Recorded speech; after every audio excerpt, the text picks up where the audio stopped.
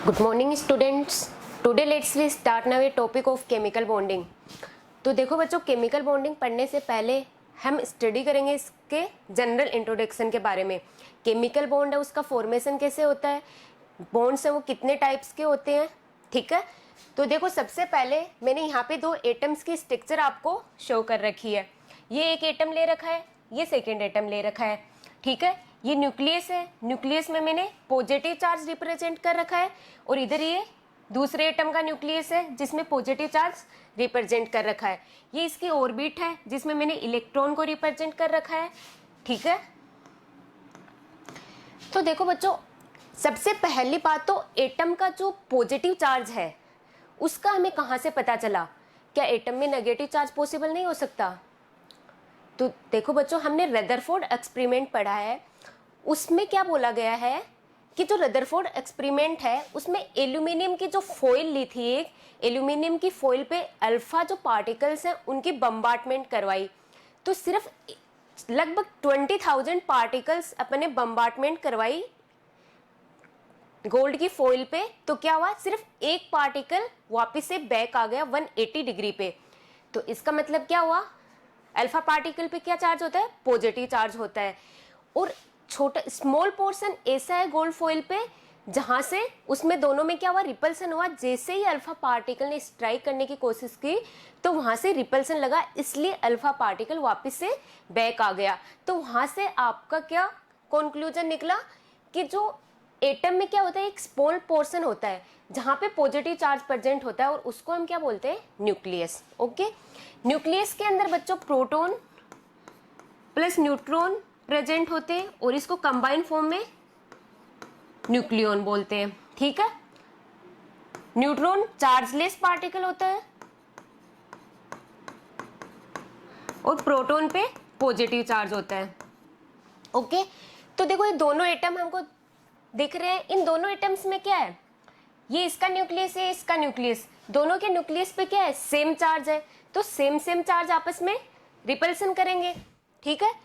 दोनों के इलेक्ट्रॉन्स हैं, इलेक्ट्रॉन्स में नेगेटिव चार्ज है, आपस में सेम सेम चार्ज रिपल्सन करेंगे। तो इन electron electron and nucleus nucleus, इन दोनों के बिटवीन कौन सा फोर्स वर्क करेगा, रिपल्सिव फोर्स। तो मैंने यहाँ पे लिख दिया है रिपल्सिव फोर्स। ओके, उसके बाद में अगर इस एटम का हम न्यूक्लियस लें एंड सेकेंड एटम का इलेक्ट्रॉन लें, तो इन दोनों के बीच कौन सा फोर्स कम वर्क कर रहा है, अट्रैक्शन फोर्स।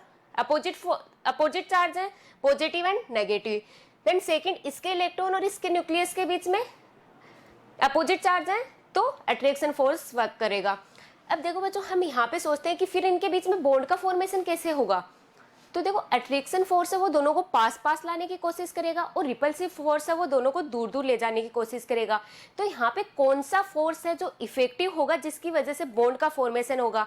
आप खुद भी एज्यूम कर सकते हो ये तो, कि अगर अट्रैक्शन फोर्स इन दोनों के बीच में लगेगा तो दोनों एटम्स पास पास में आएंगे और उनके बीच में बॉन्ड का फॉर्मेशन हो जाएगा। तो यहाँ हम क्या बोल सकते हैं केमिकल बॉन्ड के फॉर्मेशन के बारे में, the attractive force is effective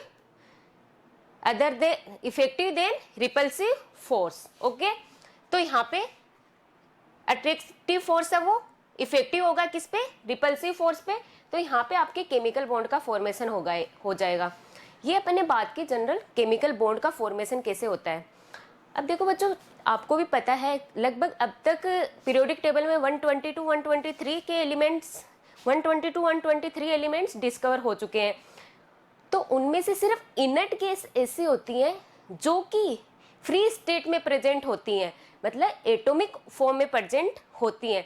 बाकी जो भी मॉलिक्यूल्स हैं, सारे के सारे मॉलिक्यूल्स एटॉमिक फॉर्म में प्रेजेंट होते हैं। वाई, क्यों प्रेजेंट होते हैं एटॉमिक फॉर्म में? क्योंकि हर एक एटम क्या चाहता है, स्टेबिलिटी गेन करना चाहता है, ठीक है, अपना ऑक्टेट कंप्लीट करना चाहता है। अभी हम बात करेंगे ऑक्टेट क्या होता है, अपना ऑक्टेट कंप्लीट करना चाहता है, इसलिए वो किसी न किसी दूसरे एटम के साथ में बॉन्ड का फॉर्मेशन करेगा। वो शेयरिंग के थ्रू या इलेक्ट्रॉन ट्रांसफर के थ्रू, किसी के भी थ्रू कर सकता है। तो कौन से फॉर्म में प्रेजेंट होंगे, एटॉमिक फॉर्म में। तो एक यहाँ पे नोट लगा के हम क्या लिखेंगे, सिर्फ और सिर्फ इनर्ट गैस के अलावा सारे के सारे एटम्स, सारे के सारे एलिमेंट्स हैं वो एटॉमिक फॉर्म, मॉलिक्यूल फॉर्म में प्रेजेंट होंगे, और इनर्ट गैस एटॉमिक फॉर्म में प्रेजेंट होंगी, सिर्फ सिंगल फॉर्म में प्रेजेंट होंगी। अब इसका रीजन क्या है, एटॉमिक गैस है वो फ्री स्टेट या इनर्ट गैस है वो फ्री स्टेट या एटॉमिक फॉर्म में क्यों प्रेजेंट होंगी, क्योंकि बच्चों जो इनर्ट गैस होती है उनका ऑलरेडी ऑक्टेट कंप्लीट होता है, इसलिए उनको किसी के साथ में शेयरिंग करने की, इलेक्ट्रॉन्स की शेयरिंग करने की जरूरत नहीं है। तो इनर्ट गैस अपनी एटॉमिक फॉर्म में ही प्रेजेंट होंगे और स्टेबल होते हैं वो एटॉमिक फॉर्म में, ठीक है। अब देखो बच्चों, हम यहाँ पे थोड़ा सा देख लेते हैं केमिकल बॉन्डिंग पढ़ने से पहले इसमें हम कौन कौन से टॉपिक हैं, इंपॉर्टेंट टॉपिक हैं जिनका डिस्कशन करेंगे। तो सबसे पहले तो अपन ने देख लिया केमिकल बॉन्ड का फॉर्मेशन क्या होता है। सेकंड हम इसमें देखेंगे टाइप्स ऑफ बॉन्ड के बारे में। एंड थर्ड इसमें देखेंगे टाइप्स ऑफ बॉन्ड में जैसे हम देखेंगे, ये देखिए टाइप्स ऑफ बॉन्ड। तो टाइप्स ऑफ बॉन्ड 2 टाइप्स के होते हैं, ठीक है, strong bond and weak bond. Strong bond है उनको फर्दर डिवाइड कर दिया, ionic bond, covalent bond, metallic bond and coordinate bond, ठीक है। वीक बॉन्ड है उनको डिवाइड कर दिया हाइड्रोजन बॉन्ड, हाइड्रोजन बॉन्ड को फर्दर डिवाइड किया intermolecular bond, hydrogen bonding and intramolecular hydrogen bonding. Then van der Waals force, van der Waals force inert gas में van der Waals force present होता है जो सबसे वीक फोर्स होता है, ओके। अब देखो बच्चों, यहाँ पे इस केमिकल बॉन्डिंग चैप्टर में हम आयनिक बॉन्ड की स्टडी करेंगे एंड कोवलेंट बॉन्ड की स्टडी करेंगे, ठीक है। आयनिक बॉन्ड का फॉर्मेशन कैसे होता है हम एग्जांपल लेके इसको डिस्कस करेंगे, एंड कोवलेंट बॉन्ड है उसके बारे में हम अच्छे से देखेंगे। तो देखो एक कोवलेंट बॉन्ड है, यहाँ पे एक आता है फाजान्स रूल, जो कि कंपटीशन एग्जाम के व्यू से इंपॉर्टेंट है फाजान्स रूल, ठीक है। यहाँ से हम कोवलेंट करंट है, कोई भी बॉन्ड है उसमें कितने परसेंटेज कोवलेंट करेक्टर प्रेजेंट है, कितने परसेंटेज आयनिक करेक्टर प्रेजेंट है, इसका हम यहाँ से पता लगाते हैं फाजान्स रूल के अकॉर्डिंग। मेटेलिक बॉन्ड है वो कहाँ प्रेजेंट होता है, सबसे पहले तो आयनिक बॉन्ड बनता कैसे है, कंप्लीटली ट्रांसफर ऑफ इलेक्ट्रॉन से बनता है। कोवलेंट बॉन्ड कैसे बनता है, इलेक्ट्रॉन्स की शेयरिंग से बनता है, ठीक है। थर्ड मेटेलिक बॉन्ड मेटल्स के बीच में बनता है। एंड देन कोऑर्डिनेट बॉन्ड, इसको डेटिव बॉन्ड भी बोलते हैं कोऑर्डिनेट बॉन्ड को, ठीक है। वैसे ये कोवलेंट बॉन्डिंग की एक टाइप होती है क्योंकि ये शेयरिंग से ही यहाँ पे बॉन्ड का फॉर्मेशन हो रहा है। यहाँ पे क्या होता है, एक मेटल होता है, और मेटल कौन सा होता है, ओनली डी ब्लॉक एलिमेंट या ट्रांजिशन एलिमेंट्स होते हैं, ठीक है। और लिगेंड का भी लोन, यहाँ पे क्या होगा, लिगेंड क्या होता है, एक लोन पे डोनर स्पीसीज होती है, उसको हम लिगेंड बोलते हैं। फॉर एग्जांपल जैसे हो गया NH3, H2O, हेलोजन, इनके पास में क्या होता है, लोन पेयर होता है। तो अपने लोन पेयर जो मेटल है, जो डी ब्लॉक का मेटल है, उसके वेकेंट डी ऑर्बिटल में अपना लोन पेयर डोनेट कर देते हैं। तो इस वजह से इनके बीच में जो बॉन्ड का फॉर्मेशन होता है उसको हम बोलते हैं कोऑर्डिनेट बॉन्ड, ठीक है। अब बच्चों ये तो हो गई अपनी यहाँ पे टाइप्स ऑफ बॉन्ड की बात, ठीक है। यहाँ पे हम डिस्कस किसका करेंगे, ionic bond and covalent bond, और कोवलेंट बॉन्ड में फाजान्स रूल है। एक बार हम कंपटीशन एग्जाम के व्यू से भी इसका देख लेते हैं कितना परसेंट रोल है इस चैप्टर का। तो देखो बच्चों 4 से 5 क्वेश्चंस, कोई भी कंपटीशन एग्जाम दोगे आप, 4 से 5 क्वेश्चंस, अगर इनऑर्गेनिक का कहीं से क्वेश्चन पूछा जा रहा है तो केमिकल बॉन्डिंग से बाहर क्वेश्चन नहीं जाता है। मतलब मोस्टली केमिकल बॉन्डिंग से 4 से 5 क्वेश्चन हर एक एग्जाम में पूछे ही जाते हैं, क्योंकि ये क्या पूरी केमिस्ट्री का बेसिक है, बेसिक यहीं से स्टार्ट होता है, ठीक है। तो केमिकल बॉन्डिंग चैप्टर है वो बहुत इंपॉर्टेंट है, तो ध्यान से समझना इसको। अब देखो इनकी बात हो गई, हाइड्रोजन बॉन्डिंग की हम बात करेंगे आगे, वंडरवॉल फोर्स की भी हम आगे बात करेंगे, और इस चैप्टर में हम इन 2 आयनिक बॉन्ड और कोवलेंट बॉन्ड के बारे में अच्छे से डिस्कस करेंगे।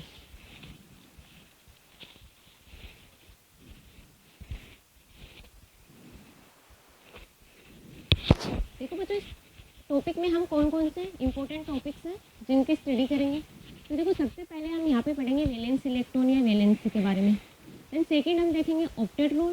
देन थर्ड देखेंगे ionic bond, covalent bond, lattice crystal, bond parameters. Bond parameters में स्टडी करेंगे bond order, bond length, bond energy and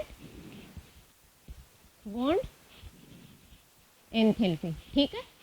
अब देखिए यहाँ पे किसकी स्टडी करेंगे, एक वेस्पर थ्योरी, इसी में VSEPR theory, hybridization, molecular orbital theory and hydrogen bonding. VSEPR theory की फुल फॉर्म है valence and electron pair repulsion theory, ठीक है। इन टॉपिक्स की हम स्टडी करेंगे। जो मैंने रेड मार्क कर रखा है वो टॉपिक्स आपके मोस्ट इंपॉर्टेंट हैं। एक तो कोवलेंट बॉन्डिंग, और कोवलेंट बॉन्डिंग में देखो मैंने लिख रखा है फाजान्स रूल, ठीक है। एक वेस्पर थ्योरी है, मोस्ट इंपॉर्टेंट है, हाइब्रिडाइजेशन का कंसेप्ट मोस्ट इंपॉर्टेंट है, एंड मोलिकुलर ऑर्बिटल थ्योरी तो ऑसम है। यहाँ से तो बहुत ज्यादा क्वेश्चंस पूछे जाते हैं, ठीक है, बॉन्ड ऑर्डर से रिलेटेड। यहाँ से इससे हम क्या कैलकुलेट कर पाते हैं, बॉन्ड ऑर्डर कैलकुलेट कर पाते हैं, ठीक है। तो बॉन्ड ऑर्डर का क्वेश्चंस पूछ लेते हैं, ठीक है। अब देखो बच्चों, ये मैंने लिख रखा है यहाँ 3 to 4 या 4 to 5 क्वेश्चन कंपटीशन एग्जाम के विषय यहाँ से पूछे जाते हैं, ठीक है। उसके बाद में हम बात करते हैं यहाँ पे सबसे पहला पॉइंट अपना वैलेंस इलेक्ट्रॉन। वैलेंस इलेक्ट्रॉन हम कैसे कैलकुलेट करेंगे? तो देखो बच्चों, आपको भी पता है वैलेंस इलेक्ट्रॉन के बारे में बात करते हैं तो अपने दिमाग में सबसे पहले क्या आता है, आउटर मोस्ट सेल में जो इलेक्ट्रॉन प्रेजेंट है उन्हीं को हम वैलेंस इलेक्ट्रॉन बोलते हैं, ठीक है।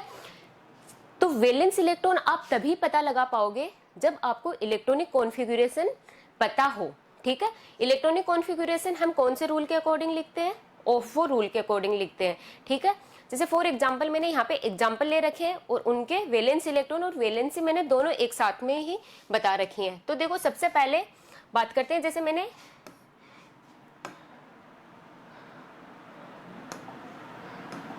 यहाँ पे ऑक्सीजन एटम लिया है या ऑक्सीजन एलिमेंट की बात कर रहे हैं तो इसका इलेक्ट्रॉनिक कॉन्फ़िगरेशन क्या होता है, 1s2 2s2 2p4। तो सब आउटर मोस्ट, मैंने क्या बोला, वैलेंस इलेक्ट्रॉन कैसे सिलेक्ट करोगे आप, आउटर मोस्ट सेल में इलेक्ट्रॉन प्रेजेंट है उन्हीं को वैलेंस इलेक्ट्रॉन बोलते हैं। तो देखो आउटर मोस्ट सेल इधर से चलिए, आउटर मोस्ट सेल कौन सा है, 2 वाला सॉरी, आउटर मोस्ट सेल कौन सा है, 2 वाला। तो 2 वाले में इलेक्ट्रॉन काउंट कर लीजिए, इसका electronic configuration 1s2 2s2 2p4। तो 2 वाले में 4 इलेक्ट्रॉन एंड 2 इलेक्ट्रॉन, 4 + 2 = 6 इलेक्ट्रॉन। तो इसमें वैलेंस इलेक्ट्रॉन कितने हो गए, 6 इलेक्ट्रॉन। सबसे पहले हम सिर्फ वैलेंस इलेक्ट्रॉन्स की बात करेंगे, देन मैं आपको 2 कंसेप्ट बताऊंगी, उसके बाद में हम वैलेंसी की बात करेंगे, ठीक है। देन हमने एग्जाम्पल लिया नाइट्रोजन का। नाइट्रोजन का इलेक्ट्रॉनिक कॉन्फ़िगरेशन होता है 1s2 2s2 2p3। तो देखो बच्चों, यहाँ पे भी अपन को आउटर मोस्ट सेल सिलेक्ट करना है। आउटर मोस्ट सेल कौन से वाला है, 2 वाला है। 2 वाले में इलेक्ट्रॉन काउंट कर लीजिए, 3 + 2 = 5 इलेक्ट्रॉन, ओके। तो इसमें नाइट्रोजन में वैलेंस इलेक्ट्रॉन कितने हो गए, 5 इलेक्ट्रॉन। उसके बाद में हम बात करते हैं फॉस्फोरस की। फॉस्फोरस का इलेक्ट्रॉनिक कॉन्फ़िगरेशन है 1s2 2s2 2p6 3s2 3p3, ठीक है। तो इसका आउटर मोस्ट सेल कौन सा हो गया, 3 वाला, ये सिलेक्ट कर लीजिए 3 वाला। 3 वाले में इलेक्ट्रॉन काउंट कर लीजिए, 3 + 2 = 5 इलेक्ट्रॉन, ये इसके वैलेंस इलेक्ट्रॉन हो गए। फिर बच्चों हम बात करते हैं बेरिलियम की, ठीक है। 1s2 2s2 4 होता है इसका एटॉमिक नंबर, इलेक्ट्रॉनिक कॉन्फ़िगरेशन लिख लिया। तो देखो यहाँ पे आउटर मोस्ट सेल कौन सा है, 2 वाला है। 2 वाले में कितने इलेक्ट्रॉन है, 2 है। तो वैलेंस इलेक्ट्रॉन कितने हो जाएंगे, यहाँ पे 2 हो जाएंगे, ये देख लीजिए 2 इलेक्ट्रॉन, ठीक है। देन हम बात करते हैं हीलियम की, जो कि एक इनर्ट गैस है या नोबल गैस है, या क्या बोल सकते हैं इसको, आइडियल गैस।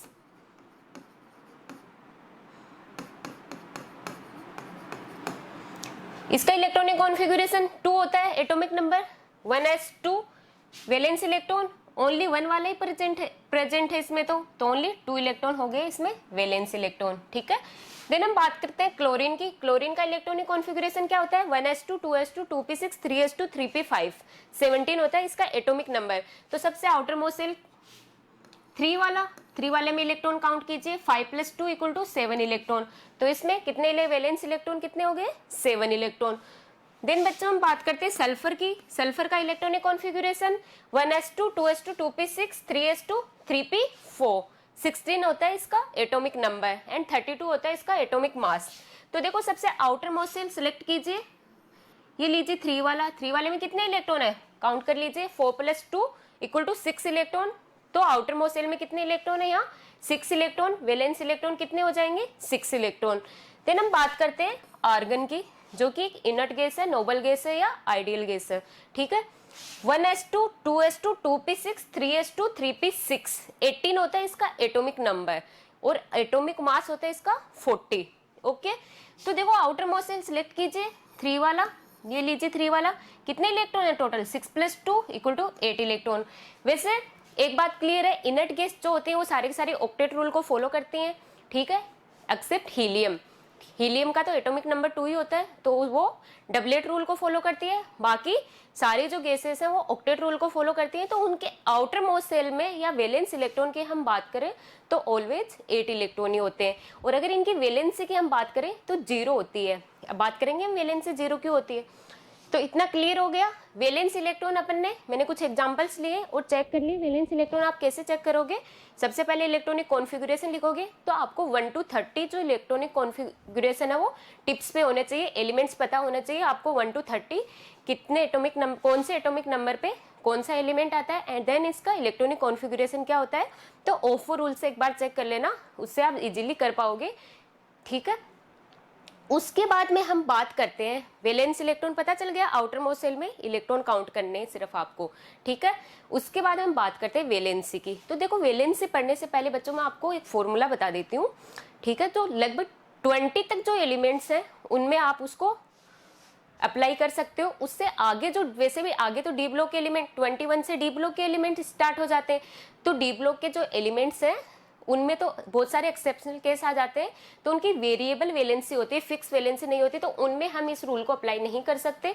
बाकी 20 तक जो एलिमेंट्स हैं उसमें हम इस रूल को अप्लाई कर सकते हैं। तो देखिए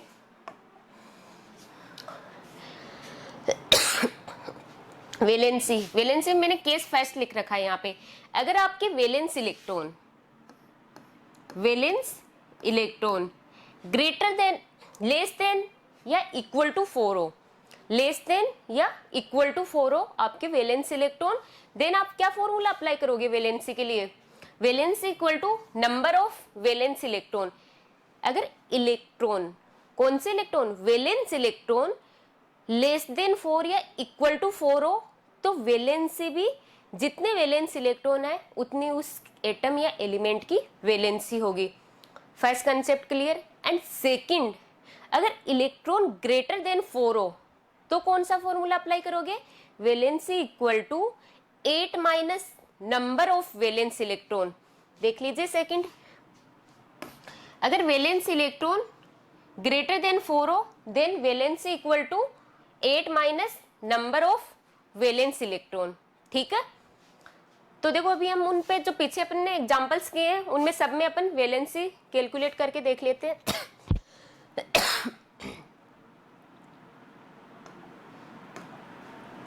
क्लियर हुआ दोनों केस। अब देखो बच्चों, ये अपन ने कुछ एग्जांपल्स किए थे जिनमें वैलेंस इलेक्ट्रॉन हमने चेक किए थे। यहीं पे हम वैलेंसी भी एक बार चेक कर लेते हैं, बाकी और भी एग्जांपल्स ले लेंगे, पहले यहाँ पे चेक कर लेते हैं सब एटम, जो एटम्स हैं उनकी वैलेंसी। तो देखो सबसे पहले ऑक्सीजन है। अब ऑक्सीजन में वैलेंस इलेक्ट्रॉन देखिए कितने, 6। तो कौन सा रूल अप्लाई करोगे, फर्स्ट वाला या सेकंड वाला, रूल फर्स्ट। देख लीजिए, वैलेंस इलेक्ट्रॉन लेस देन 4 या वैलेंस इलेक्ट्रॉन ग्रेटर देन 4, कौन सा अप्लाई करोगे, ऑक्सीजन है, ऑक्सीजन में वैलेंस इलेक्ट्रॉन 6 आ रहे हैं, तो ग्रेटर 4 है या लेस देन 4 है, ग्रेटर देन 4, तो ग्रेटर देन 4 है तो कौन सा formula, 8 minus number of valence electron. देख लीजिए,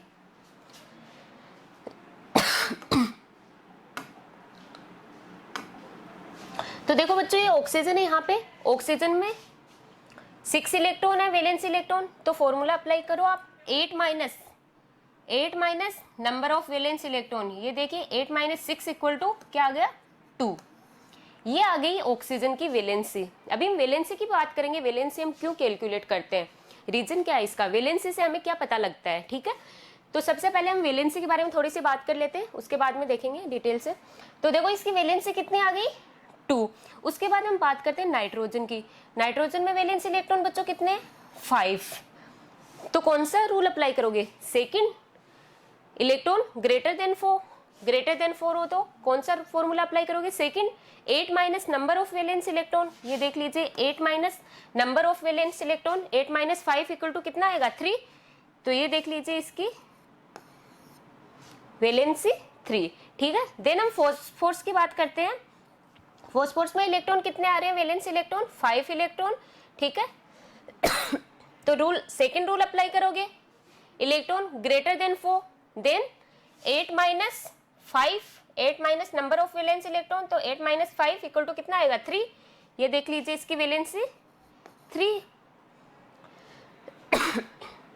बात करते हैं हम बेरिलियम की, तो बेरिलियम की तो वैसे देख लो वैलेंस इलेक्ट्रॉन 2 है। अगर वैलेंस इलेक्ट्रॉन लेस देन 4 आ रहे हैं या इक्वल टू 4 आ रहे हैं तो जितने वैलेंस इलेक्ट्रॉन उतनी वैलेंसी, तो यहाँ पे वैलेंसी 2 हो गई। अब देखो बच्चों यहाँ पे कंफ्यूज मत हो जाना, ये हीलियम ले रखा है, हीलियम के वैलेंस इलेक्ट्रॉन कितने आ रहे हैं 2 आ रहे हैं, लेकिन इसकी वैलेंसी अपने रूल के अकॉर्डिंग तो इसकी वैलेंसी क्या आनी चाहिए 2 आनी चाहिए, क्योंकि हमने रूल के अकॉर्डिंग तो क्या बोला है, जहां पे भी वैलेंस इलेक्ट्रॉन लेस देन 4 या इक्वल टू 4 हो तो valency equal to number of valence electron, ये अपना रूल है। लेकिन रूल के अकॉर्डिंग तो ये इसकी वैलेंसी 2 आनी चाहिए, लेकिन इसकी वैलेंसी आती है 0, इसकी वैलेंसी आती है 0। अब ये क्यों, अब देखो बच्चों मैंने अभी थोड़ी देर पहले आपको बताया था इनर्ट गैस होती हैं वो ऑलरेडी स्टेबल होती हैं, ठीक है।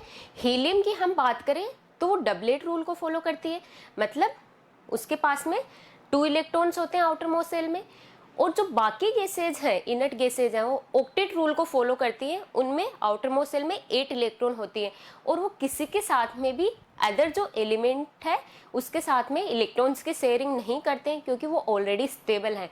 तो ये already 2 electron outermost shell में इसके 2 इलेक्ट्रॉन है, ऑलरेडी स्टेबल है, तो ये किसी और के साथ में अटैच नहीं होगी, तो किसी और के साथ में अटैच नहीं होगी तो इसकी वैलेंसी क्या होगी 0। वैलेंसी का अभी हम बात कर लेते हैं, वैलेंसी का मतलब क्या होता है बच्चों, वैलेंसी का मतलब होता है कि एक एलिमेंट जो है मेरा, ये एलिमेंट ले रखा है, ये अदर कितने एलिमेंट कितने एटम्स के साथ में अटैच हो रहा है, इसी को हम डिफाइन करते हैं वैलेंसी। जैसे फॉर एग्जांपल मैंने यहाँ पे लिया NH3, तो इसका मतलब नाइट्रोजन के साथ में 3 हाइड्रोजन एटम अटैच हो रहे हैं। मुझे कैसे पता चला, हाइड्रोजन NH3 फॉर्म में हम रिप्रेजेंट करेंगे, NH5 क्यों नहीं कर सकते, NH6 क्यों नहीं कर सकते, NH4 क्यों नहीं कर सकते, ठीक है। तो इसका रीजन क्या है, हम वैलेंसी के थ्रू पता लगाते हैं कोई भी आपका एटम है वो अदर कितने एलिमेंट्स के साथ में अटैच हो सकता है, ठीक है। तो हीलियम, अभी मैंने क्या बात की, हीलियम फ्री स्टेट में जो भी इनर्ट गैसेज है फ्री स्टेट में प्रेजेंट होती हैं, इसलिए यहाँ पे इसकी वैलेंसी वो 0 रिप्रेजेंट की है। सेकेंड हम बात करते हैं, इधर देखो बच्चों क्लोरीन का तो दिख ही रहा आपको 7 इलेक्ट्रॉन, कौन सा रूल अप्लाई करोगे 8 minus number of valence electron, 8 minus 7 equal to 1, इसकी वैलेंसी क्या आएगी 1। जैसे फॉर एग्जांपल आप इसको किस फॉर्म में देखते हो, HCl की फॉर्म में या Cl2 की फॉर्म में भी देखते हो, ठीक है, अदर एक ही एलिमेंट के साथ में अटैच होता है। सल्फर का देख लीजिए, सल्फर की वैलेंस इलेक्ट्रॉन 6 आ रहे हैं, तो कौन सा रूल अप्लाई करोगे, second rule, 8 minus valence electron, 8 minus 6 equal to क्या आ गया 2 आ गया, तो इसकी वैलेंसी क्या आ जाएगी 2 आ जाएगी। किस फॉर्म में स्टेबल होते हैं, SO2 की फॉर्म में। आर्गन को देख लीजिए बच्चों, इनर्ट गैस है, मैंने क्या बोला, इनर्ट गैस आते ही आप तो वैलेंसी लिख देना 0, क्योंकि किसी अदर एलिमेंट के साथ में अटैच होता है नहीं, उसकी वैलेंसी 0 रिप्रेजेंट करोगे। और वैसे भी देख लीजिए, चेक कर लीजिए वैलेंस इलेक्ट्रॉन कितने हैं, रूल अप्लाई करो, 8 minus number of valence electron, तो 8 माइनस 8 इक्वल टू 0। ये बात हो गई वैलेंसी की, ठीक है।